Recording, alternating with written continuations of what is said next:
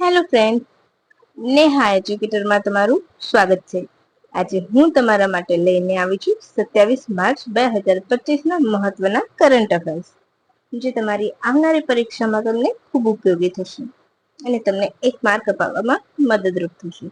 તો સૌથી પહેલા એક રિક્વેસ્ટ કે વિડીયોને શરૂઆતથી લઈને અંત સુધી જરૂરથી જોજો અને તમારા મિત્રો સાથે પણ તેને શેર કરજો, જેથી કરીને તેમના સુધી પણ આ માહિતી પહોંચી શકે.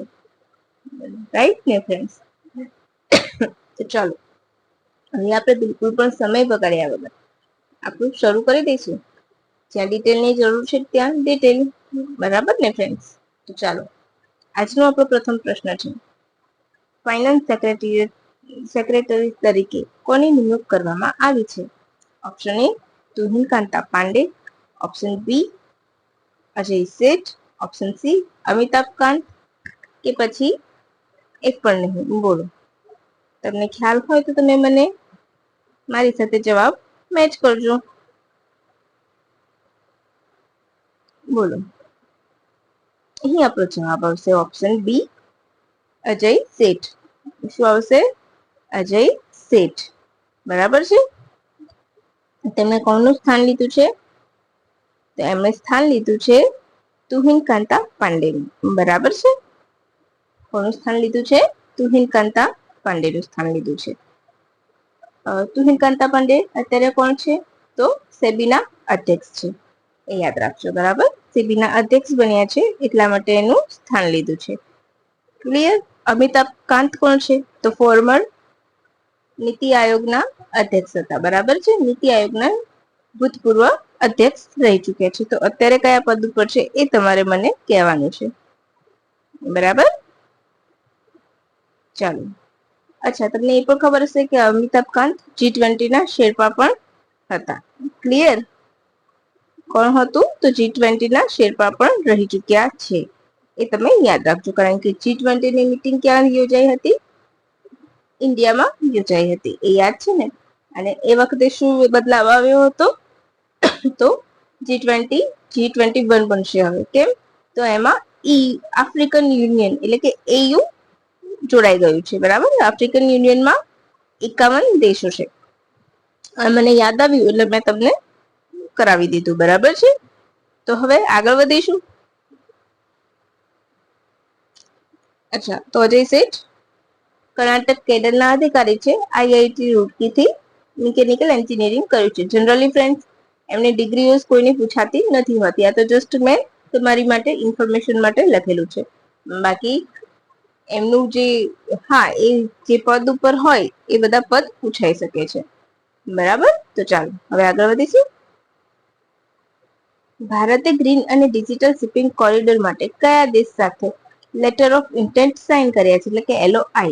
શોર્ટમાં પૂછે તમને તો LOI, લેટર ઓફ ઇન્ટેન્ટ, કયા દેશ સાથે સાઇન કર્યા છે? Option A Malaysia, option B Mauritius, option C Maldives, option D Singapore. બોલો, ખ્યાલ હોય તો મને ફટાફટ આન્સર કરી દો.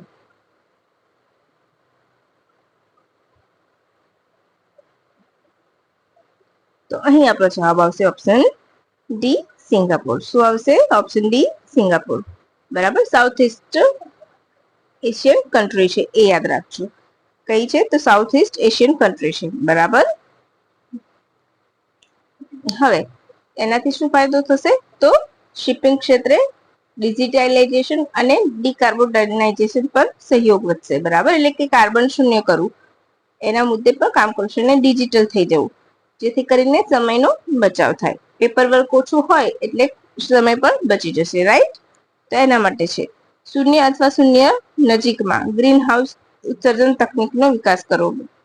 બરાબર? મેઇન ઉદ્દેશ તમને મેં કહી દીધો. હવે તમારે મને એ કહેવાનું છે સિંગાપુર. તો સિંગાપુરની બોર્ડર કઈ આવે છે? બોલો, કયા દેશ સાથે સિંગાપુર બોર્ડર શેર કરે છે? અને બોલો, તમને ખ્યાલ છે? તમે મને કમેન્ટ બોક્સમાં કમેન્ટ કરજો. બરાબર? એના માટે સિંગાપુર સાથે આપણા બહુ જ જૂના રિલેશન્સ છે, એ તો તમને સૌને ખ્યાલ હશે. બરાબર ને? તો ચાલો હવે આગળ વધીશું. અચ્છા, તમને ખબર છે મલેશિયા અને ઇન્ડોનેશિયા પણ સાઉથ ઇસ્ટમાં આવશે, રાઈટ? એ પણ તમે યાદ રાખજો.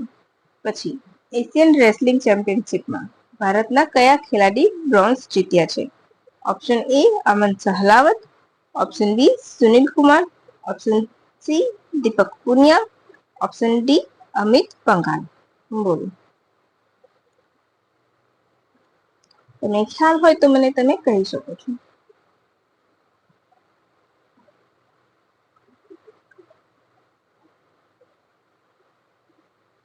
બોલો.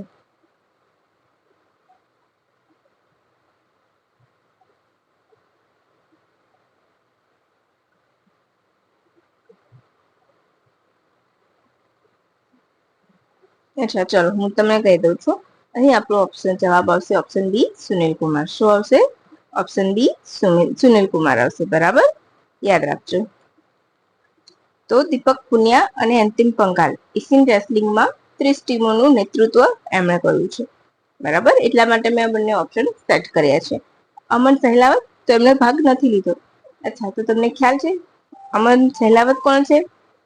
તો જે 2024 ની ઓલિમ્પિક યોજાઈ હતી, પેરિસ ઓલિમ્પિક 2024, એમાં એમણે બ્રોન્ઝ જીત્યો હતો. બરાબર, અને સૌથી નાની ઉંમરના રેસલર છે, નાની ઉંમરના રેસલર છે કે જે આ બ્રોન્ઝ જીતી લાવ્યા હોય. બરાબર છે, નાની ઉંમરના રેસલર. ધ્યાન આપજો, નાની ઉંમરની વ્યક્તિ નથી કહી મેં, નાની ઉંમરના સૌથી નાની ઉંમરના ભારતીય રેસલર છે કે જેમણે આ એવોર્ડ પ્રાપ્ત કર્યો હોય. આ એવોર્ડ મીન્સ કે બ્રોન્ઝ મેડલ પ્રાપ્ત કરનાર સૌથી નાની ઉંમરના ભારતીય છે રેસલિંગમાં. ક્લિયર? ડાઉટ ક્લિયર થઈ ગયો? હવે દીપક પંઘાલ અને અમિત પંઘાલ, તો 30 સભ્યોની જે ટીમ છે એનું નેતૃત્વ કોણ કરશે? દીપક પંઘાલ અને દીપક પુનિયા અને અમિત પંઘાલ. તો તમે મને એના વિશે કંઈક માહિતી આપી શકશો? દીપક પુનિયા સાંભળીને કઈ યાદ આવે છે? સોરી ફ્રેન્ડ્સ, દીપક પંઘાલ થઈ ગયું એના માટે. અંતિમ પંઘાલ માટે મને કઈ કહેશો તમે? કે તમને ક્યાંક કઈ યાદ આવતું હોય તો?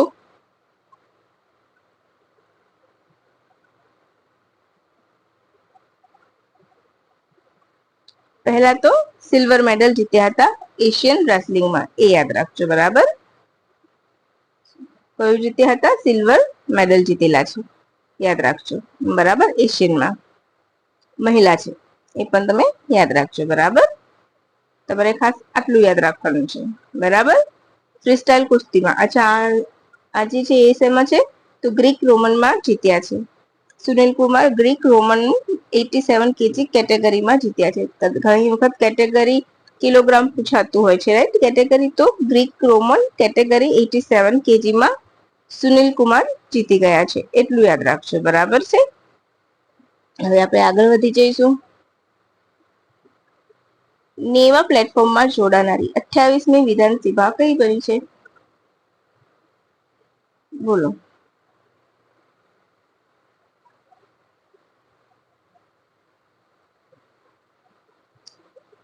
તો નેવામાં હાલમાં કયું રાજ્ય જોડાયું? કયા રાજ્યની વિધાનસભા જોડાઈ? દિલ્હીની વિધાનસભા. અચ્છા, તો દિલ્હી ઉપરથી તમને યાદ આવ્યું કે દિલ્હીના નવા મુખ્યમંત્રી કોણ છે? મહિલા છે, રાઈટ? કોણ છે? મહિલા છે. એમનું નામ શું છે? રેખા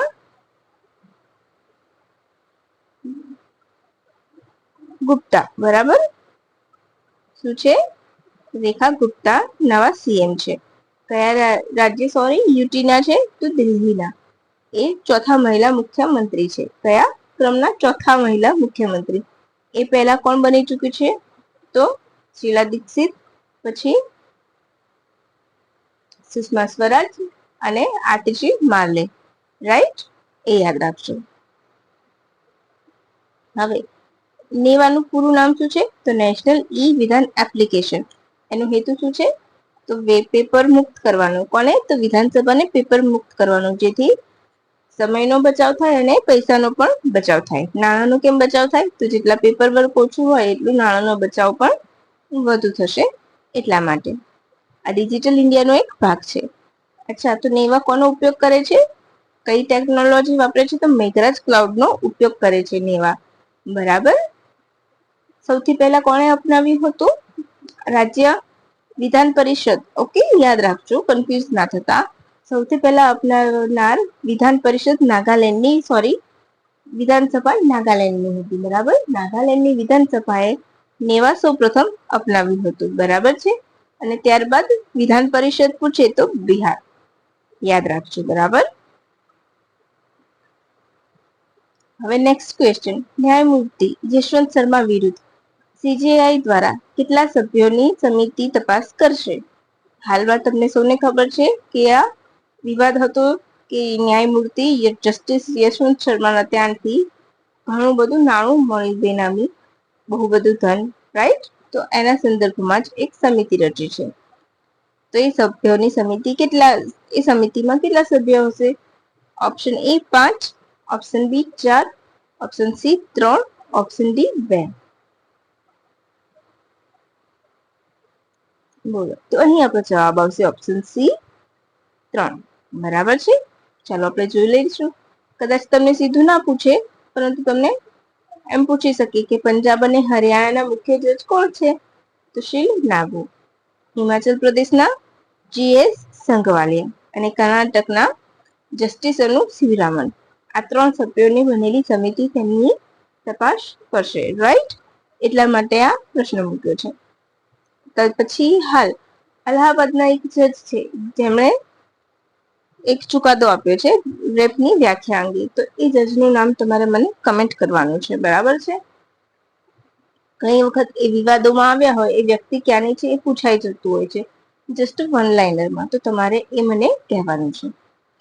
ભારતે તેની પ્રથમ MRI મશીન ડેવલપ કરી છે, જે ઓક્ટોબર સુધીમાં પરીક્ષણ માટે તૈયાર થઈ જશે. ક્લિયર છે? પછી વર્લ્ડ પર્પલ ડે ક્યારે ઉજવાય છે? તો 26 માર્ચના રોજ ઉજવવામાં આવે છે. ક્યારે ઉજવાય છે? 26 માર્ચના રોજ વર્લ્ડ પર્પલ ડે ઉજવા છે. શેના માટે? તો આપણે જેને ગુજરાતીમાં આપણે ખેંચ કહીએ છીએ, રાઈટ? શું કહીએ છીએ આપણે? ખેંચ કહીએ છીએ. એ ખેંચ માટે જાગૃતિ લાવવા અને ખેંચથી પીડિત વ્યક્તિઓને સહાયતા માટે અને સમર્થન માટે ઉજવવામાં આવે છે. કયો દિવસ? તો વર્લ્ડ પર્પલ ડે. ક્યારથી પ્રથમવાર ઉજવવામાં આવ્યો હતો? તો 2008માં પ્રથમવાર ઉજવવામાં આવ્યો હતો. આપણે એને શું કહેવાય છે? એપિલેપ્સી. શું કહીએ છીએ?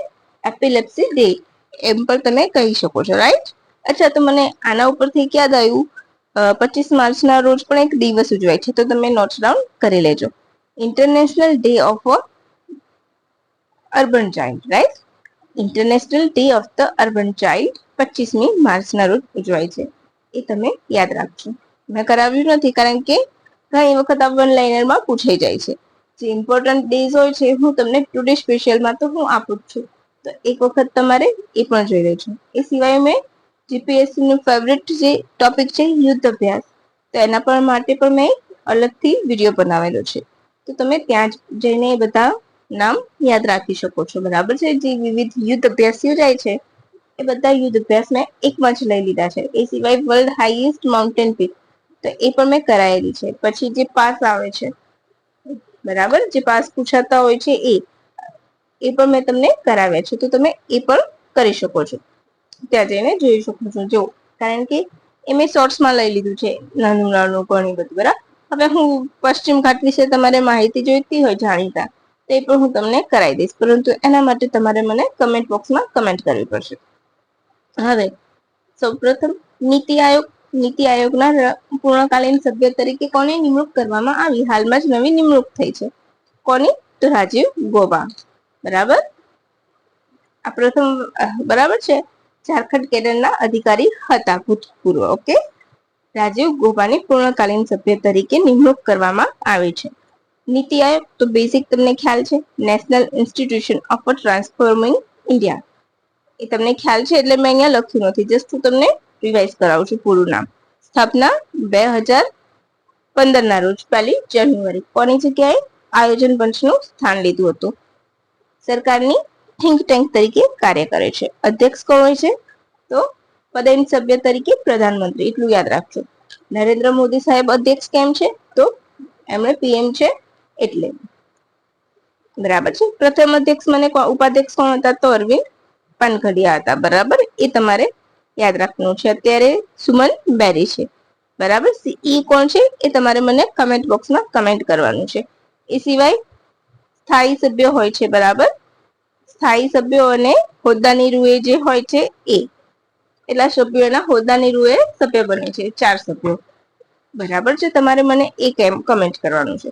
એક પછી મસ્ત મજાનું કલર છે ટોપિક ચીનનો છે કે ચીને deep sea cable cutting technology develop કર્યાની અધિકૃત રીતે પુષ્ટિ આપી અને આમ આવી ટેકનોલોજી હોવાનું સ્વીકાર કરતો ચીન વિશ્વનો પ્રથમ દેશ બન્યો છે. કેમ? તો આ એક ડીપ સી કેબલ કટિંગ, તો જે અંડર વોટર આપણી જે કેબલ થી નેટ થ્રુ ચાલે છે એના માટે ખતરારૂપ છે. ફક્ત ભારત માટે જ નહીં પરંતુ વિશ્વ માટે પણ, કારણ કે તમને સૌને ખબર છે કે ચીન શું કરે છે, રાઈટ? એટલા માટે લોકો માટે ખતરાનો વિષય બની ગયો છે. બરાબર, કોણે ડેવલપ કર્યું છે એને? તો શિપ સાયન્ટિફિક રિસર્ચ સેન્ટર અને ડીપ સી મેન્ટ વેહિકલ દ્વારા એને ડેવલપ કરવામાં આવ્યું છે. તે 4000 મીટર ઊંડે રહીને પણ વ્યવસ્થિત રીતે ડીપ સી કેબલ, જે કેબલ્સ હોય છે દરિયાની અંદર નાખેલા, એને પણ એ નુકસાન કરી શકે છે. એટલા માટે આ ખતરારૂપ માનવામાં આવે છે. તો બસ ફ્રેન્ડ્સ, આજ માટે આપણે આટલું જ રાખીશું. પછી ફરીથી મસ્ત મજાની માહિતી માટે કાલે આપણે ફરી મળીશું. ત્યાં સુધી મને રજા આપશો. એન્ડ હા, મારા વિડીયોને લાઈક કરજો, શેર કરજો અને બીજાને સબસ્ક્રાઇબ કરવાનું સજેશન પણ આપતા રહેજો. બરાબર છે ને ફ્રેન્ડ્સ? શેર કરવું એટલે સૌથી વધારે સારી વાત હોય છે. તો બસ, thank you for watching my video and have a good day friends.